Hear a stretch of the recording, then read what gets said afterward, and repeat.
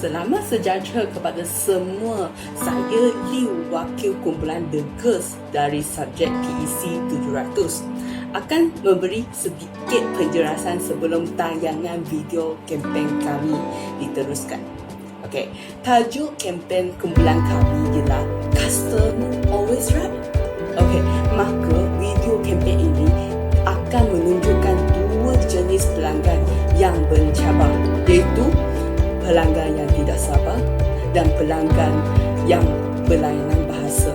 Okey, dalam sesebuah perniagaan untuk mendapatkan satu produk ataupun satu perkhidmatan. Assalamualaikum, saya Ain Najwa akan menerangkan apa itu pelanggan. Pelanggan adalah seseorang yang membina hubungan dengan orang lain dalam bidang usaha, dalam membeli atau menggunakan perkhidmatan atau produk yang kita tawarkan kepada mereka. Bagi khidmat pelanggan ini dalam kategori memberi layanan kepada pelanggan. Ia kebolehan sesebuah organisasi dalam penyampaian produknya kepada pelanggan. Dengan ini saya akan memberi watak sebagai pelanggan dalam scene 1. Bye. Dengan ini, pelanggan juga terbahagi kepada 4, iaitu pelanggan spontan, pelanggan tetap biasa, pelanggan berkembang dan pelanggan perkongsian. Saya Otis Melati berlakon sebagai seorang penjual di dalam scene 1, iaitu bersama dengan Ain sebagai seorang pelanggan. Dan saya Nur Azira yang akan melakukan watak sebagai pengurus khidmat pelanggan dalam scene yang kedua sebentar nanti.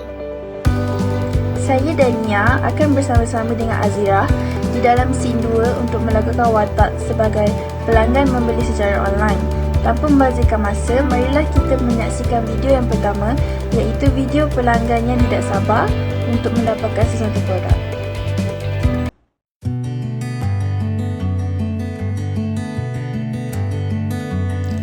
Bagi scene 1 ini, cerita ini mengenai seorang pelanggan yang tidak sabar dalam mengambil baju yang telah ditempah tetapi mengambil masa yang lama daripada yang dijanjikan. Mari kita lihat bagaimana pekerja menghadapi dan menyelesaikan konflik dengan pelanggannya.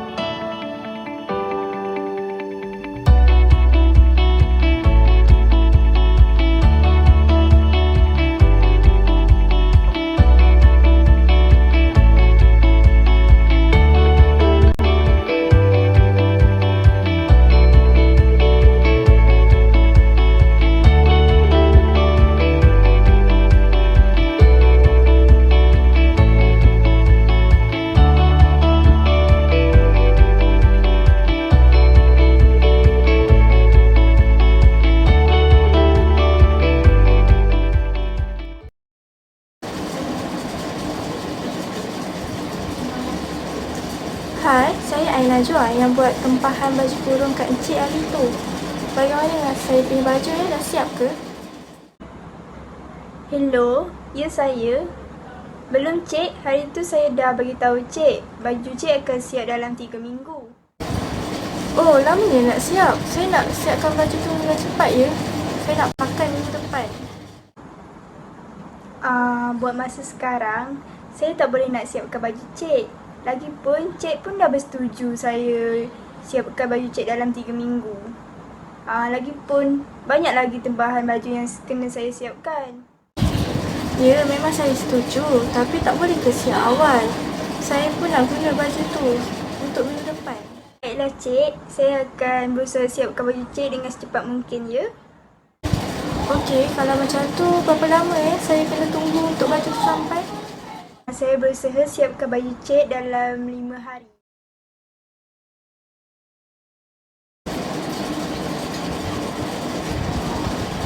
Selamat tengah hari.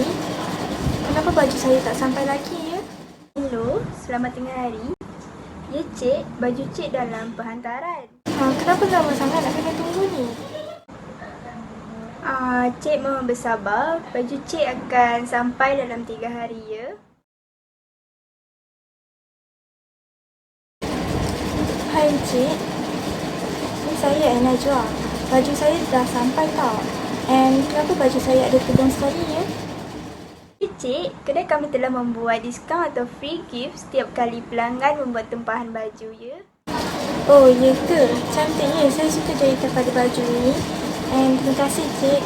Saya minta maaf sangat atas kesalahan saya kerana tidak sabar dan marah Cik hari itu. And saya serba salah sangat. Terima kasih ya, Cik. Ya, tak apa Cik, sama-sama.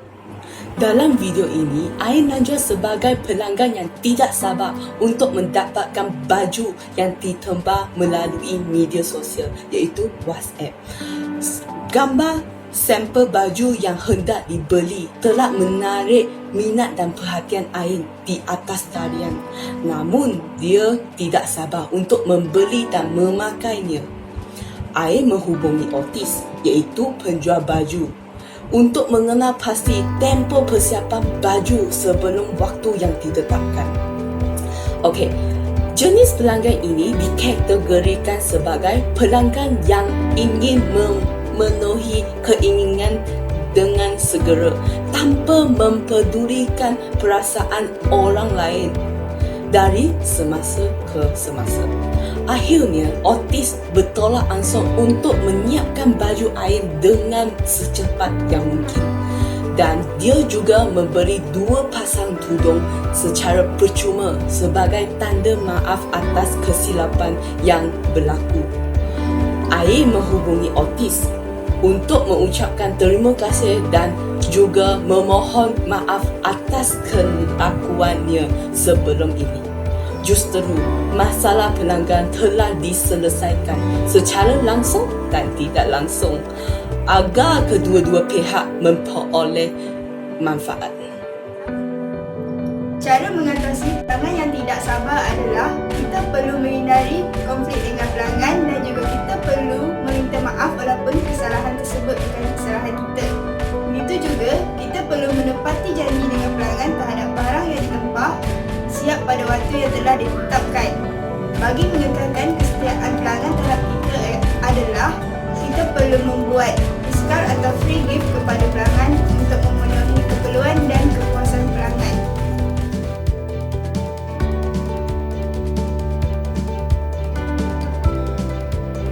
Selain itu, video yang kedua ialah video mengenai pelanggan yang berlainan bahasa. Ini bermaksud bahasa yang digunakan oleh pelanggan ialah berlainan dengan penjual dan penjual tidak dapat memahami apa kehendak yang disampaikan oleh pelanggan tersebut. Assalamualaikum dan selamat sejahtera. Kami akan membuat lakonan tentang halangan budaya dan bahasa. Situasi yang akan kami lakukan ialah mengenai 2 orang individu yang berlainan negara iaitu seorang daripada Malaysia dan seorang daripada Thailand.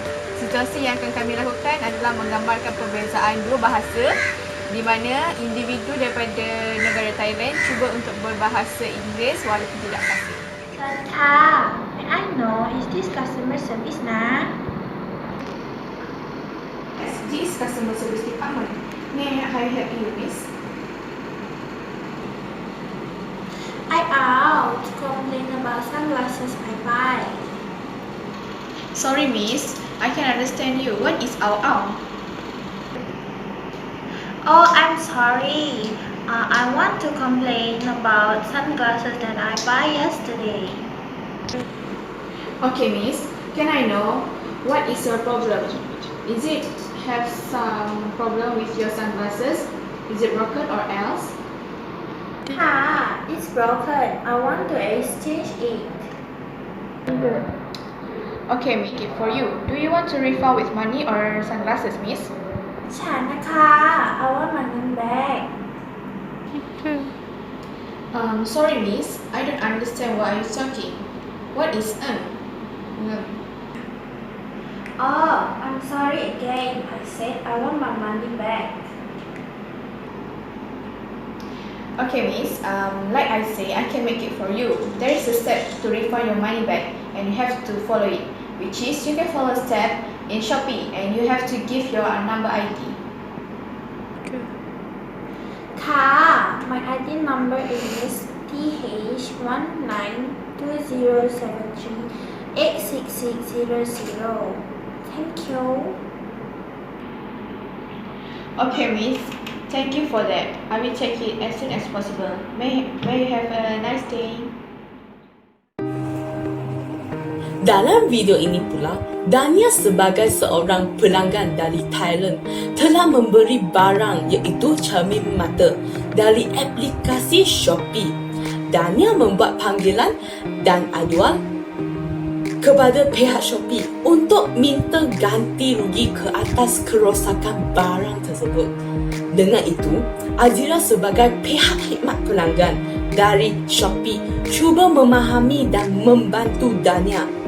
Cara untuk mengatasi masalah pelanggan berlainan bahasa adalah dengan mengetahui dan memahami isu yang dihadapi dengan mudah dari perkataan penting yang dikatakan oleh pelanggan tersebut. Sebagai penjual, kita haruslah menjadi pendengar yang baik tentang apa-apa yang dikatakan oleh pelanggan mengenai masalah yang dihadapi walaupun berlainan bahasa. Seterusnya, kita haruslah mengenal pasti pelanggan kita dari negara mana untuk memudahkan urusan kita sebagai penjual dan urusan mereka sebagai pembeli. Selain itu, kita harus juga memahami sebersedikit bahasa dan budaya mereka.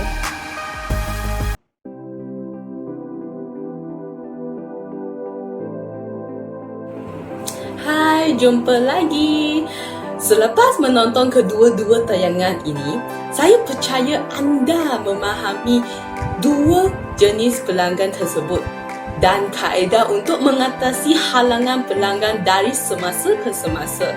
Sebenarnya, pelanggan yang mencabar mempunyai 10 jenis, tetapi kami memilih 2 jenis seperti pelanggan yang tidak sabar iaitu pelanggan yang mudah dijumpai dan pelanggan yang berlainan bahasa iaitu pelanggan yang mungkin akan dijumpai pada masa ini. Untuk menerangkan secara mendalam, saya harap anda juga mendapat sesuatu dalam video kempen ini. Terima kasih atas menonton habis video ini. Oleh itu, kualiti khidmat pelanggan sesebuah organisasi bergantung kepada cara pekerjanya melayan pelanggan mereka. Sama ada di keputusannya, pelanggan tersebut merasa puas hati ataupun sebaliknya. Khidmat pelanggan juga merupakan sebahagian daripada bahagian pemasaran dan ianya diperkukuhkan lagi melalui perkhidmatan di atas talian seperti telefon, fax, media sosial dan sebagainya. Anda juga boleh dapat perkhidmatan khidmat pelanggan ini melalui kaunter khidmat pelanggan yang terdapat di premis ataupun bangunan sesebuah organisasi. Secara dasarnya, khidmat pelanggan disokong oleh semua bahagian di dalam sesebuah organisasi. Bagi kepentingan, khidmat pelanggan pula perlu memberi idea untuk perubahan.